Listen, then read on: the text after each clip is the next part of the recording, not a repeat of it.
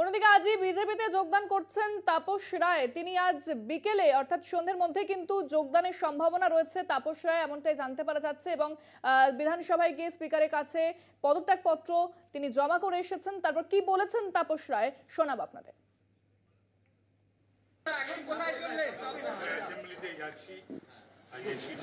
আমার এই রেজিস্ট্রেশনের ব্যাপারে আজকে স্পিকার সাহেব দেখেছেন 3:30 টাইম।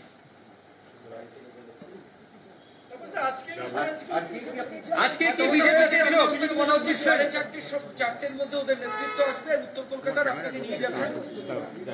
হ্যাঁ, আজকে যোগ দিচ্ছি। কোথায় যোগ দিচ্ছি? অমিত মালব্যর সঙ্গে কথা হয়েছে। দাদা কোন দলে যোগ দেবেন? আজকে আমি ভারতীয় জনতা পার্টিতে যোগ দিতে চলেছি। এবার আগে বলেছি, এখন সব কথা বলবো তো। অমিত মালব্যর সঙ্গে কথা হয়েছে। বাংলার যা চিত্র, এই চিত্র তো বাংলার মানুষ চাইনি, আমরাও চাই। তো সুতরাং কত মানুষ মৃত্যু হয়েছে, রক্তাক্ত হয়েছে, বিভিন্ন রাজনৈতিক দলের মানুষ, এমনকি তৃণমূলের কর্মীরা বাংলা জুড়ে বক্তব্যের মতন ঘটনা আকছাড় হয়েছে। তারপরে সন্দেশখালীর মা বোনেদের ওপর যে অত্যাচার, ভাবা যায় না। জলদস্যুদের পাশে কোন সরকার দাঁড়াতে পারে? ডেমনদের পাশে কোন সরকার দাঁড়াতে পারে? এবং সেটা হাইকোর্ট, সুপ্রিম কোর্টের চিফ জাস্টিস হাইকোর্ট এবং সুপ্রিম কোর্টের জজ সাহেবদের অর্ডার সত্ত্বেও এটা বাংলার মানুষ কোনোদিন চায়নি।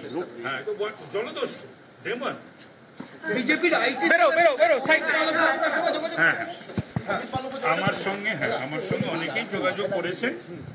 আজকের পর সকলের সঙ্গে আমিও যোগাযোগ করবো, তারাও যোগাযোগ করবেন। অমিত মালবিয়া জি আমার সঙ্গে যোগাযোগ করেছিলেন, আমার সঙ্গে মঙ্গল পান্ডে জি যোগাযোগ করেছিলেন, আমার সঙ্গে সুকান্ত মজুমদার, শুভেন্দু অধিকারী, তারাও একটু আগেই ফোনে দুজন কথা।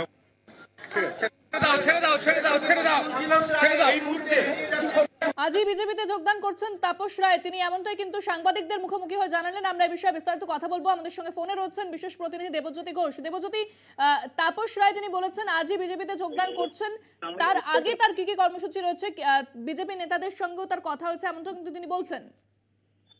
দেখো, কিছুক্ষণ আগেই কিন্তু তিনি বিধানসভায় প্রবেশ করলেন এবং স্পিকার যেহেতু তিনি পদত্যাগপত্র জমা দিয়েছেন এবং তার সঙ্গে একবার কথা বলবেন, যে তাকে যে বিবেচনা করতে বলা হয়েছিল তার যে রেজিগনেশন, সেটা নিয়ে তাকে একবার কথা বলবেন। তারপরে তিনি সেখান থেকে বেরিয়ে যাবেন বউবাজারের বাড়িতে এবং বিকেল 4টের সময় বউবাজারের বাড়ি থেকে তিনি সল্টলেকের যে বিজেপি পার্টি অফিস, সেই পার্টি অফিসের উদ্দেশ্যে রওনা হবেন।